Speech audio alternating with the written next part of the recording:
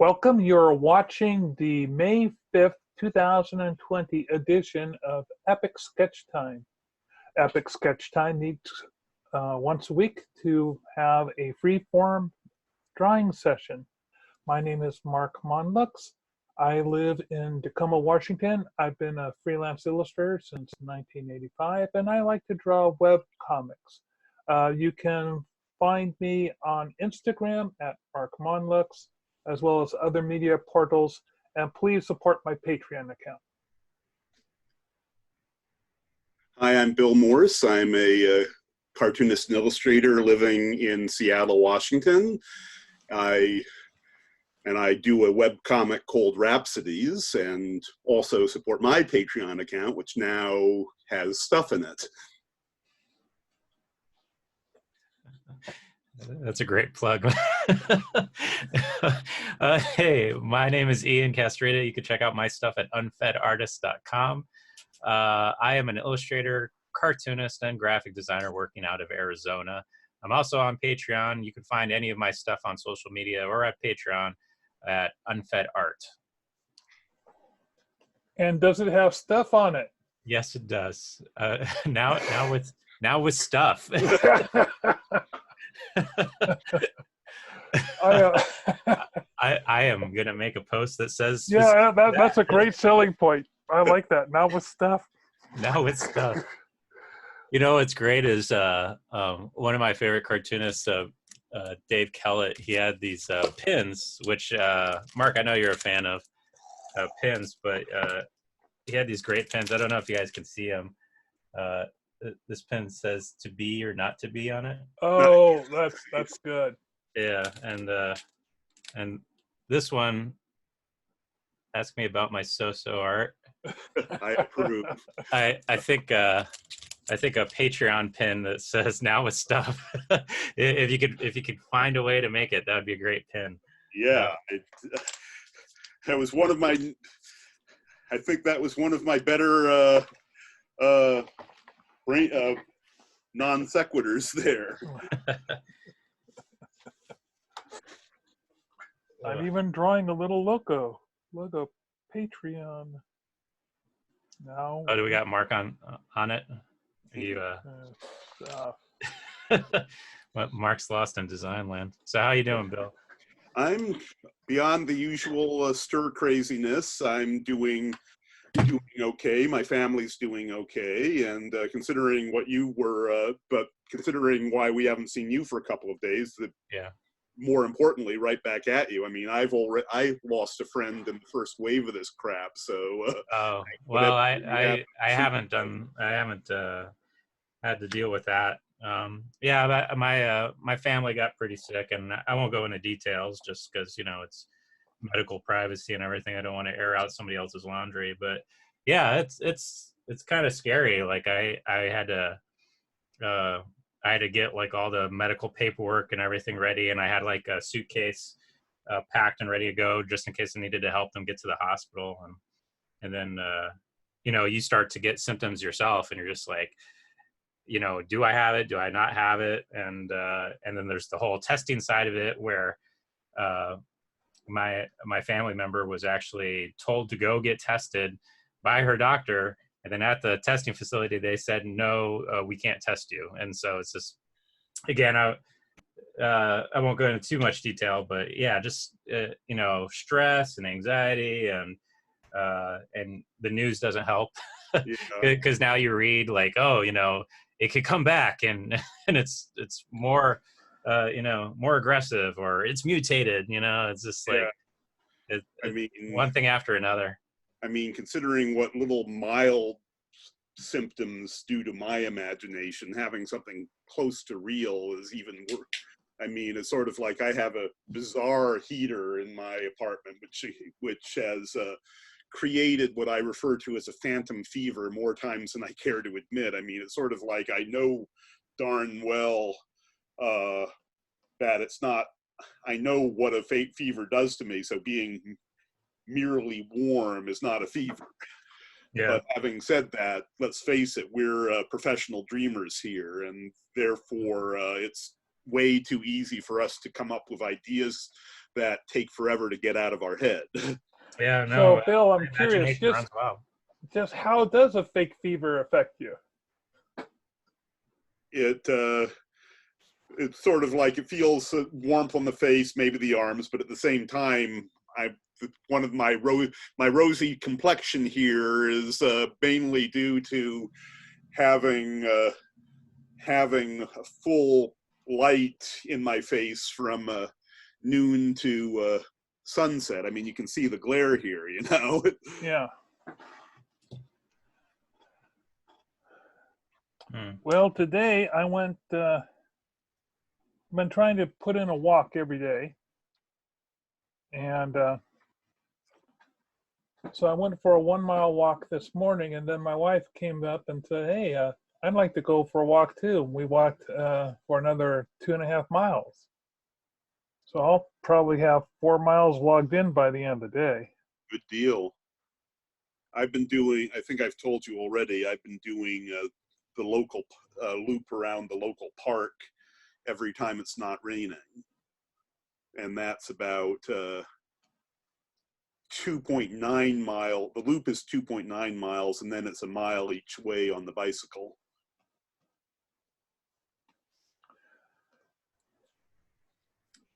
Yeah, I wish I could get outside more, but Phoenix is starting to get into the 100-degree digits. So we're seeing pollution, like high ozone levels and stuff. Like is that there's why like you wear the glove on your hand so it doesn't stick to your screen? Or? No, yeah, it doesn't stick to my screen. I thought you were going to make an exercise joke or something, but yeah, they actually sell like professional.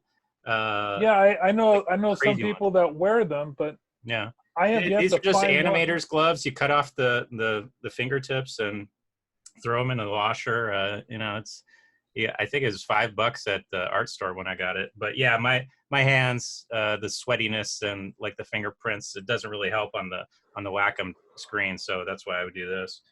And I've been doing this ever since I started like inking traditionally too. Like this is just a good way to prevent smears. I think. I mean, you need to let your ink dry if you're doing that, but yeah, I mean, this just kind of became a habit that worked really well on a Wacom screen. So it's good to know about them. Back in my traditional days, I was getting dangerously close to tattooing myself a few times, and I was experimenting with surgical gloves, but the sweat on those,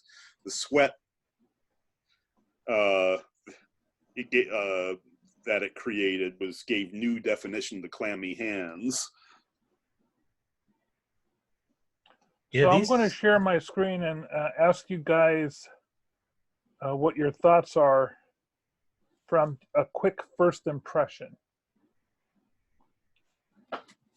Let's see. Sure.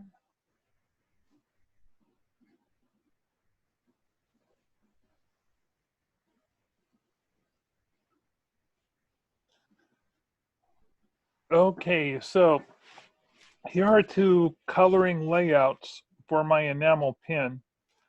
Right off the top of your head, which one do you like better? By the way, the green is going to be glow in the dark. I'm liking 2 at the moment. I think the sort of shade of going white to gray on the capital works really well. Oh, what's the size gonna be for the final? 2 inches tall. So about yay. Mm-hmm. Yeah. You know, squish the head, squish the head.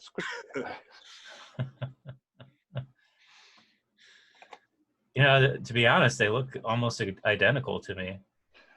The top one has gray throughout, and this lower one I've taken some elements and just made them white to be more.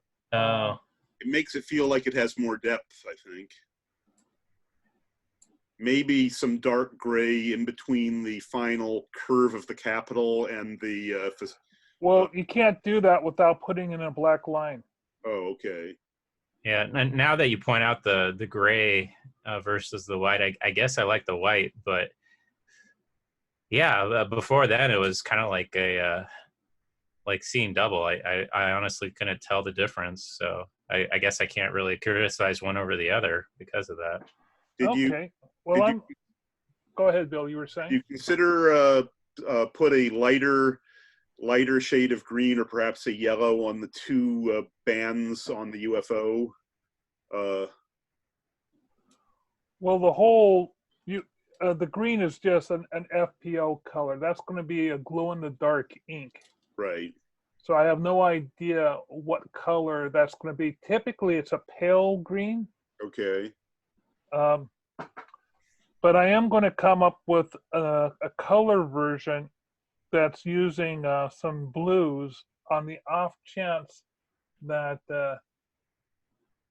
they don't have a glow-in-the-dark ink. But I'm told that most places do have a glow-in-the-dark ink. Okay. I'm going to stop my share then. It's good to see that pin design again. I know that, God, was it a year ago you were trying to? Oh my God, this has been like on the back burner for so long, and I might have to go back into it again. Let me show it one more time.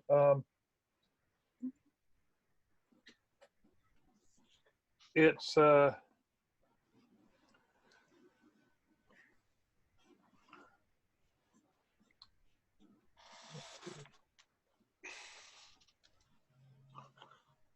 you see this part right here? Mm-hmm. This might be too detailed. So I might have to go in and simplify this even further, because that's those thin little wedges. I'm not quite sure what this line weight is. I need to double check it. I know that I can get down to a 0.5 line weight real easy, and I don't know what this line weight is. So once I size it down and adjust the line weights, I'll be able to determine whether or not that's going to be yet reduced one more time. At one point early on, this had a lot of detail, and you can actually tell it was a guy with a hat and stuff, but I had to make it a very irregular shape and not a symmetrical shape. Otherwise, it just looked funny and like a flagpole with a weird potato in the middle of it. Anyway, I'll stop sharing now.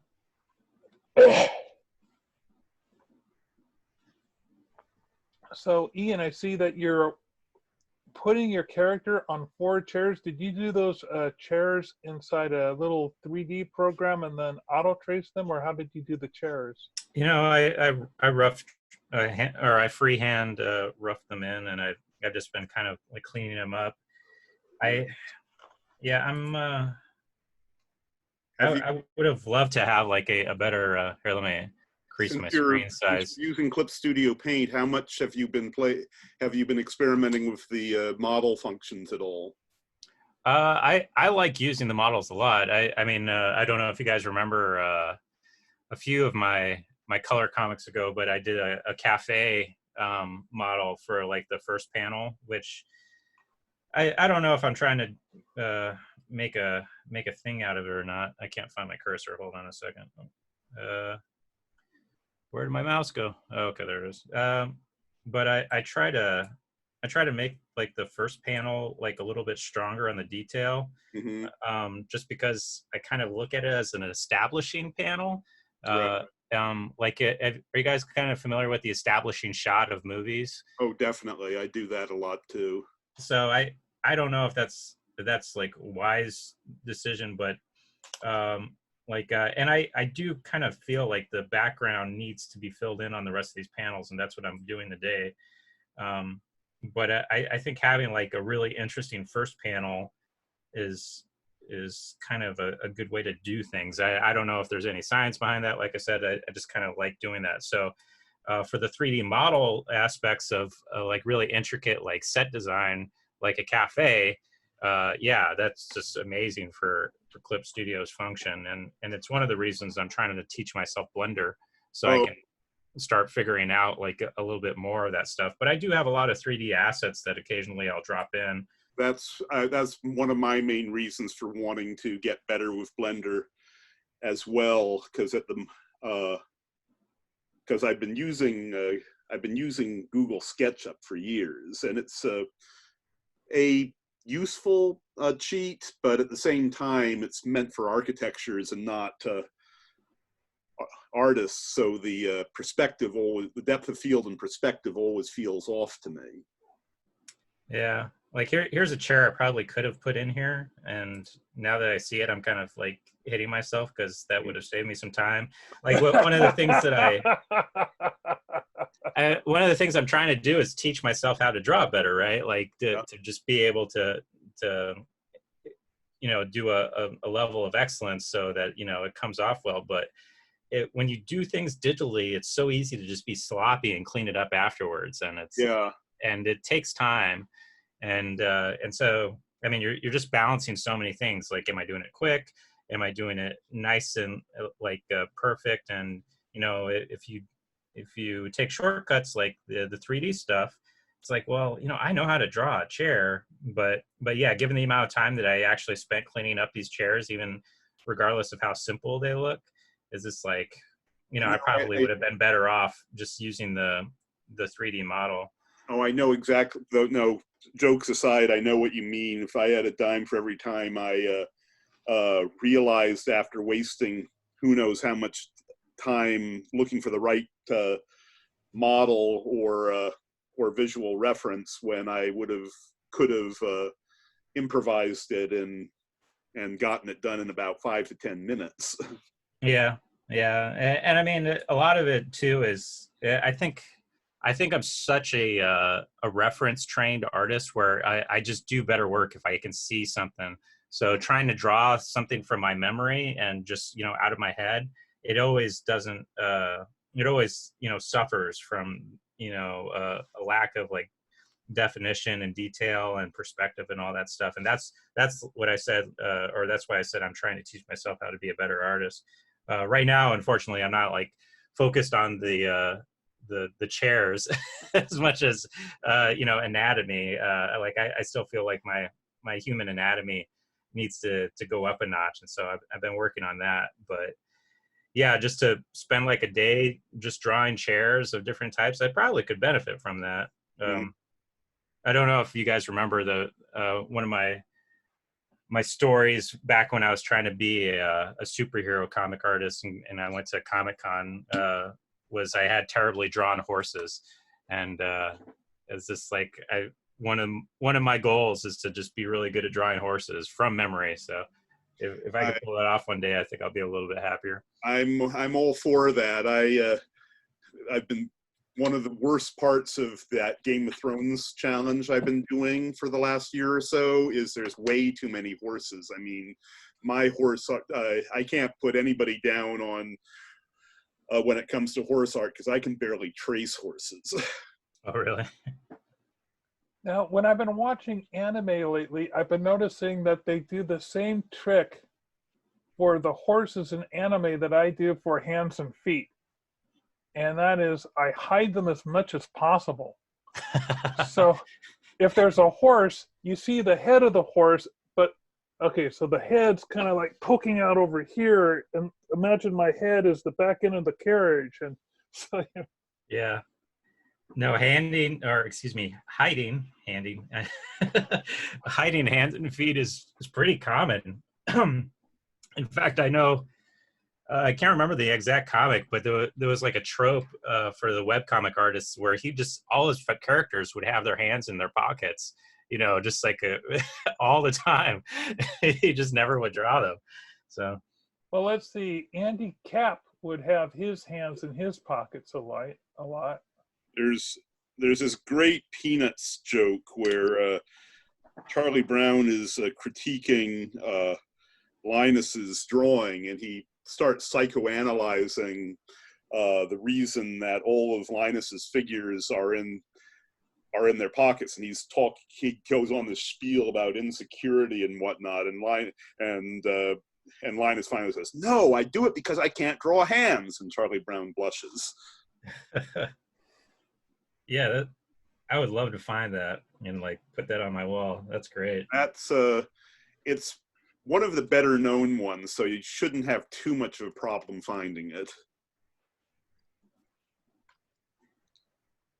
Yeah, it's, I mean, I'll admit, like I'm going on 41, and I've always been like a talented, whatever kind of quotation mark, artist, but being like a good drawer is just such a skill that you really need to work on. And if like I said, you're like a reference based artist, and you just know how to draw from eye, which is it's fine, it's great for a lot of stuff, but it's not really the best for cartooning, where you just need to punch it out and it needs to look good and professional. So that I what's the old axiom for expertise? It's like practice every day for 10 years or something like that. I kind of feel like I'm at the beginning of that decade, and it really sucks to know that, because I'm like, man, I'm going to be 50 by the time I know how to draw, the way I want to. So, As a guy who's 57, let me tell you, nah, you're not going to improve a single bit. How's that for motivation? Yeah, we're just coming up with pin ideas. Yeah, that should be like on a nice little artist palette with the little color splotches around it. You will never improve. You'll never improve. I just found it, by the way, Ian. Oh, did you? Yeah. Oh, let me check it out. Cool. Thanks for finding that. Mm-hmm.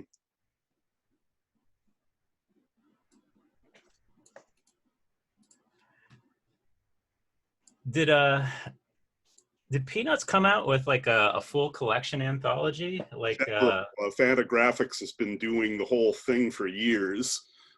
Okay.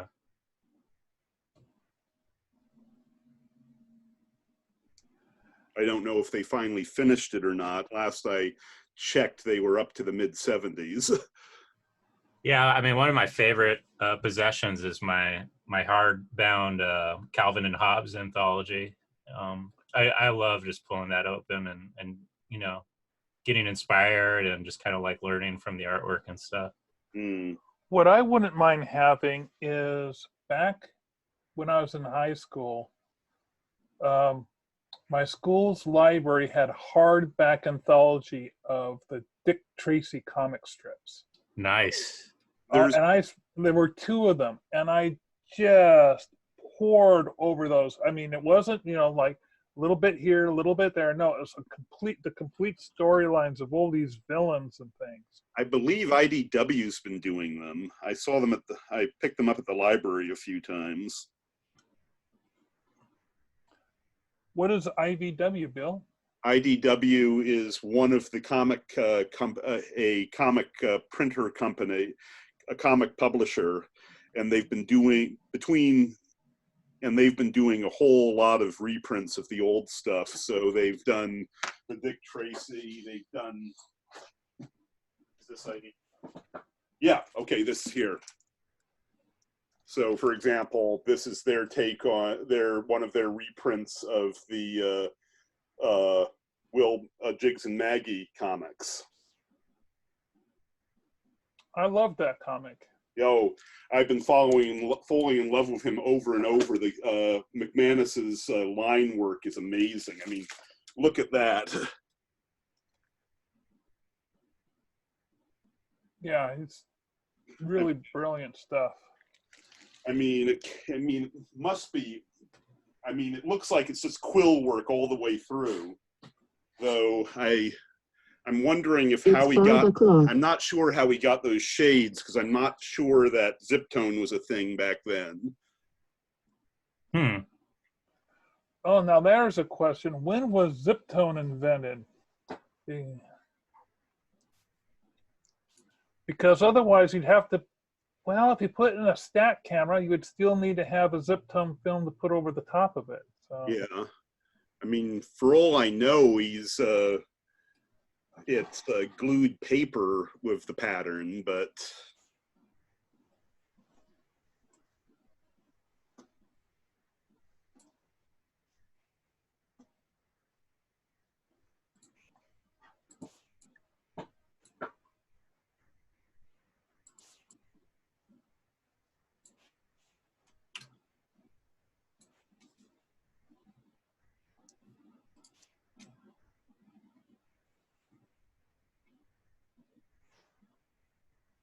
So I see they're starting to open up stuff, or at least talk about opening up stuff here in my state.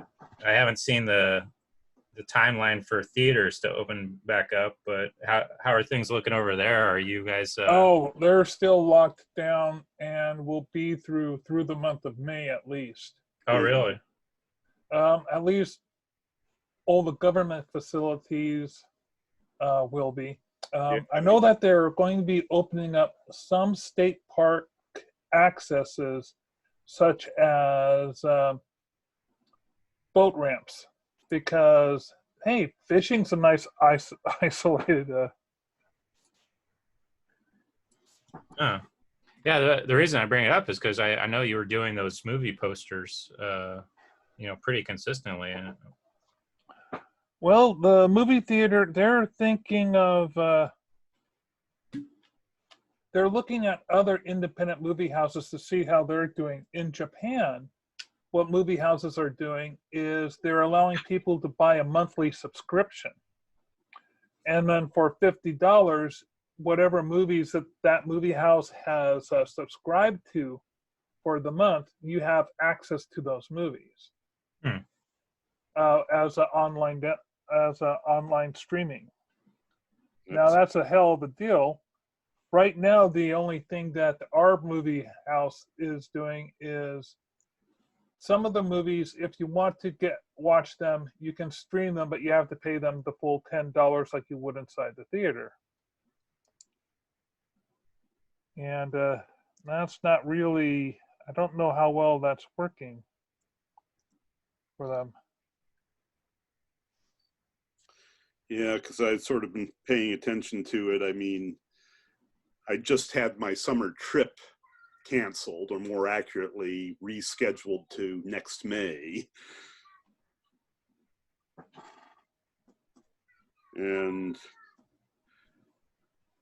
But that was sort of the twofold thing of, one, the place my folks stay in the summer, which is a state university facility in Maine, was closed, and two, my folks were saying, look, even if everything starts opening up again, we're the target demographic for what gets hit by this. So yeah. Oh, this is interesting. Screen tone has been there's no single inventor to the photomechanical process of it, but there's this guy who invented a patent to use it on his textiles that dates back to 1800. Really?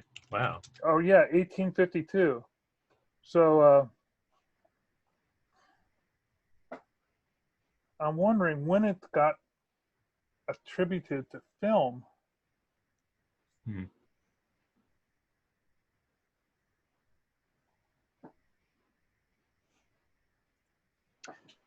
There's reminding me of that documentary Stripped. What was the artist? I can't remember his name, but he kind of goes over the history of cartoonists and comics and like how they came about, and it according to what he explained, it was like a reaction to photography, where traditional illustrators they could do realism, but photos were taking away the demand for their work, and so they switched to other ways to create images and stuff, and a lot of them became cartoonists. that's Yeah, well, I don't know, I probably butchered that. There's probably a lot of nuance in there that I'm missing, but I think, like, when did the camera become more mainstream? I mean, was it mid 1800s or? Oh, definitely. I mean, definitely within portrait photography. And a matter of fact, it's interesting you make that point, because the camera was also one of the reasons behind the origin of Impressionism. There's this really good book called The Judgment of Paris, if you're into art history at all. Sure. And one of the things it was saying was, among other things, along with it's amazing just how many technological innovations were for making impressionism possible. I mean, you have the camera, then you have electricity. I mean, you know why the West Bank was the art community in Paris? Because of all of that good Western light that lit the studio, and with lamps that no longer became a necessity. And then then chemistry, for all people waxing poetically about Monet's eye for color, what really made that a huge thing was that there were some really gifted chemists who were coming up with that tone of purple that Monet's known for, not to mention the whole innovation of putting things in tubes. So, yeah, I mean, that's pretty interesting stuff. But like going back to the whole screen tone thing, is that what it's called again? This is before my Screen career. tone. Yeah. It's called screen tone, and I found out something that also known by its common brand names, Zipatone, which started in 1937 and is now defunct, or as a chart pack, which started in 1949, and Literatone or Letraset, which is from 1966. Wow. So the stuff's been around for, almost 100 years. But you said it was as far back as 1800? Well, in 1800, this guy used a form of it, not the film that we see, but he had patented a process to put a screen tone on his textiles, his fabrics. Gotcha. So based on that, I have no reason to be amazed that McManus is able to have his figures wearing plaid shirts. No, McManus was probably doing stuff from the 40s on, so he definitely had access to either Zipatone or Chart Pack. And in the 50s, it says here that the screen tone was frequently used in American comics because I don't know if you guys ever did, but back in the day, we would have what were called amberlith or rubylith. That sounds vaguely familiar. You don't? Okay. So you'd have a clear piece of acetate. Okay. And to do your color breakdowns, whatever was colored would either be on a separate black and white layout, or you would have a black and white layout, and then you would lay over the top of it amberlith.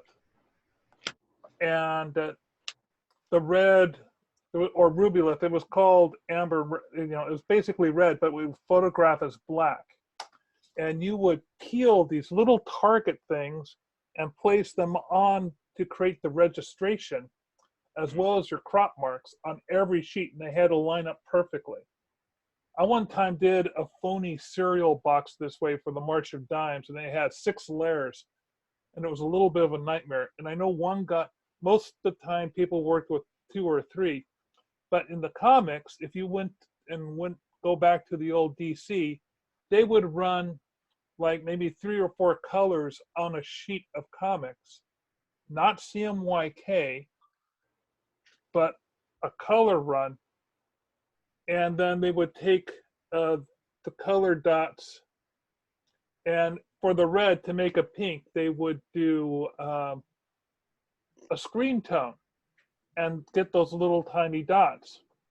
And then they would, in order to make, say, an orange, you get those little tiny dots of red, and then you'd have to get the little tiny dots of yellow, and you'd have to line them up just so that they wouldn't make weird patterns, and you'd have to do that by hand.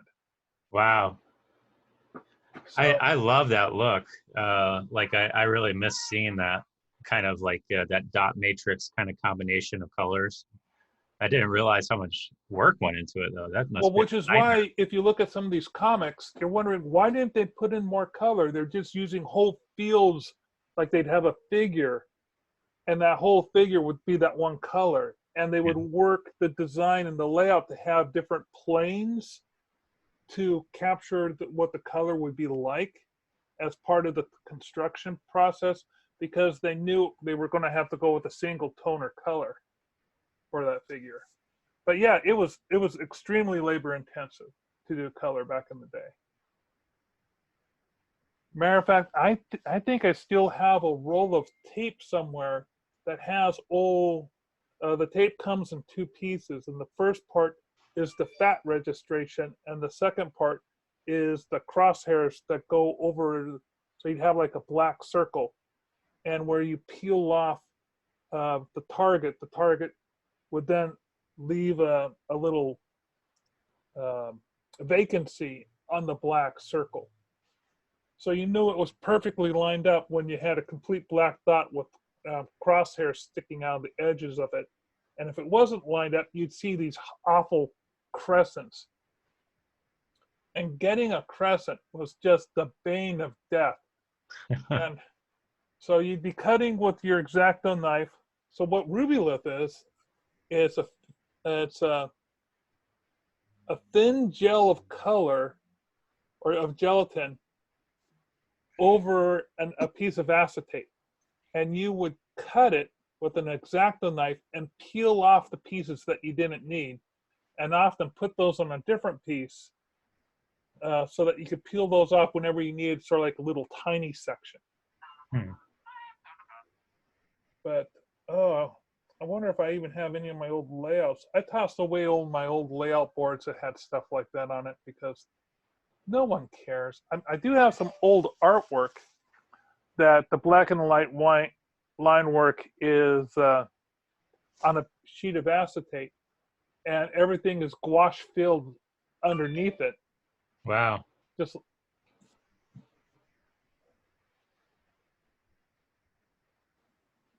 yeah, it kind of makes you wonder what the next advancement will be. well, have you seen the capabilities of these drawing in air with three-dimensional representation? You mean in VR? Like in a VR environment, yeah. Sure. You put on a VR helmet, you're given a paintbrush, and you can paint in all three-dimensional directions, and you can also do blends in all those directions. Imagine doing color blends in fog, or with a crisp brush stroke where they intersect like tubes or things. Yeah. It's just fun as hell. Have you actually done that? Yeah, I did. I had about 10 minutes playing around with it in Washington, D.C. During the IFVP, the International Forum of Visual Practitioners. They had a demo space set up. And yeah, I think that might be the future, because a lot of people are doing walk-around environments. And so you can create really interesting atmosphere, not just, the 3G modeling of things. My phone is bouncing around here. I'm seeing if all these Twitters are people trying to get in or not. Give me a moment. I only have about 15 minutes left, so I'd be kind of surprised. Yeah, I know. I've talked about it before, but this like AI coloring feature that's still very rough and not amazing. I mean, it's cool, but that Clip Studio has, I see a lot of potential in that, and I'm actually trying to use it. Like, I mean, right now it's kind of a bad example, but you can kind of see how my color is. Let me increase my screen. You kind of see how my color is pretty flat, and that's just because I'm laying in flats. But like on my first panel, I actually took the kind of the smart color, and I overlaid it. Let's see, where did I do that? Oh, there it is. Let me see if I can make this so it's easier to notice.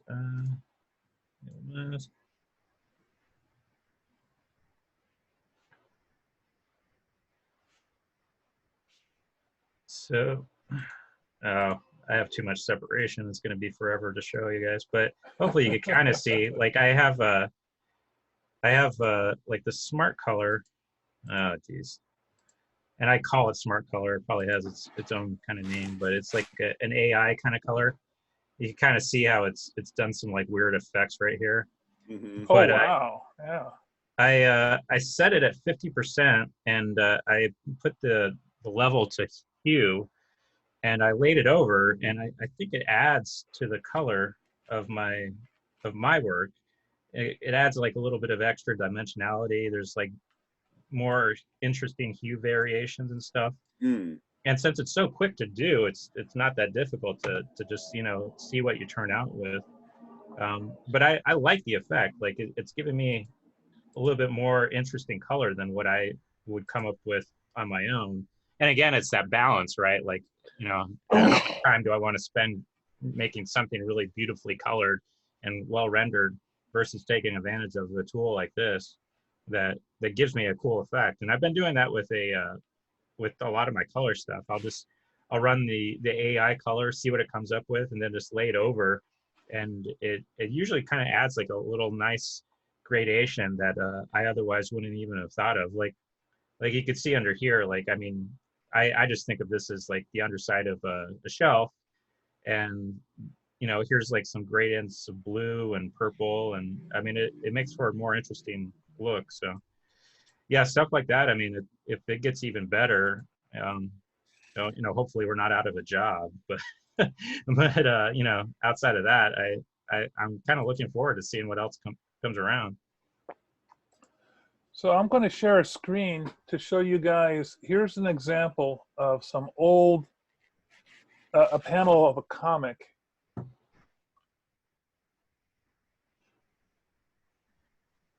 That was extremely labor intensive.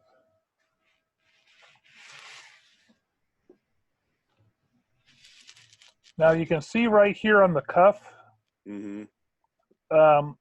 So when this person cut this ruby lift, and you see over here on the pant leg, Yes. he just basically did a straight cut. He wasn't even bothered keeping it close. First of all, you gotta remember, these guys who were doing the coloring, they were working underneath incredible deadlines. All these patches of blue here, that was all cut as zip tone or on the layer of amber lift. So you'd have, let's see, so we have that lighter blue color, which is probably a zip tone of this blue here. So that's one color down. That color could then be incorporated with this yellow. So this is probably two of those, one on the yellow layer and one on the blue layer. This green hat would also be a version of it, but you probably switched over to a heavier weight dot. And then what they probably did was they probably took their X-Acto knife and etched off the dots to get that variation of from the lighter brown to the red. This whole bit of the illustration here, you'll see how those lines are knocked back. So someone took that into the the camera room, took this whole scene, which was this must have been all black at one time, and just to get that one effect, printed off on another sheet just to cut and paste it into this thing. Everything that people take for granted right now inside Photoshop, there were just so many levels of work. And look at this error right here. his blue overalls. They didn't even bother to color it right there because it was going to be too much work, or it's possible that he cut that, put it there, and it fell off as it was going to the printer. Yeah.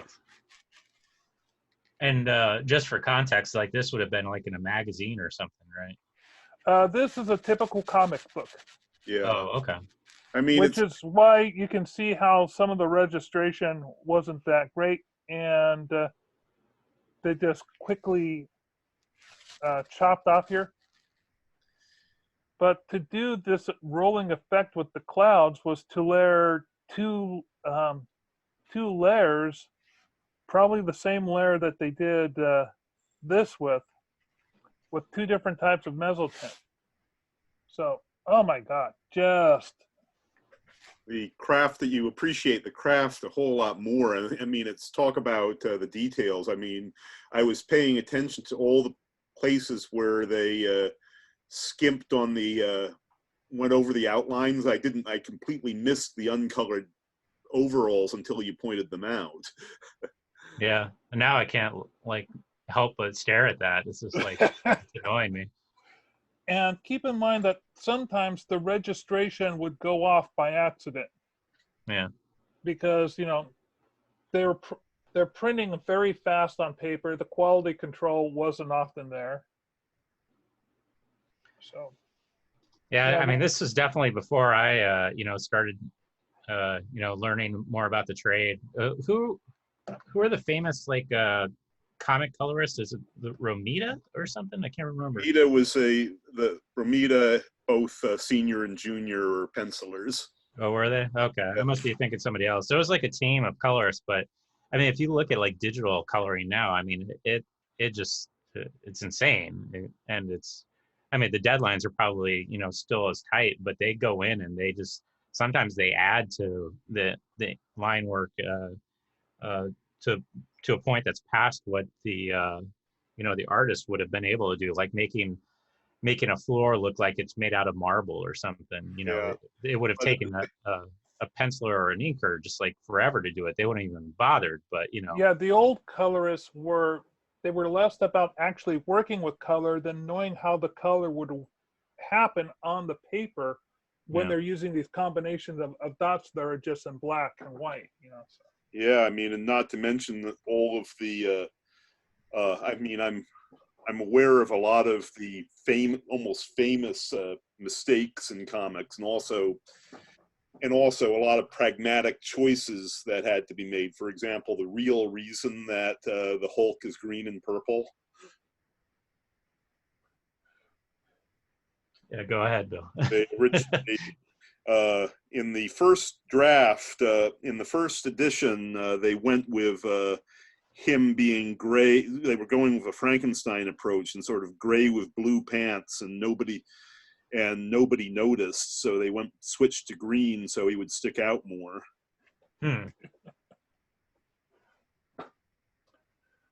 Well, everybody, you've been watching yet another episode of Epic Sketch Time. We hope that you'll join us next week when we'll talk about more interesting topics like the proper pronunciation of Thanos.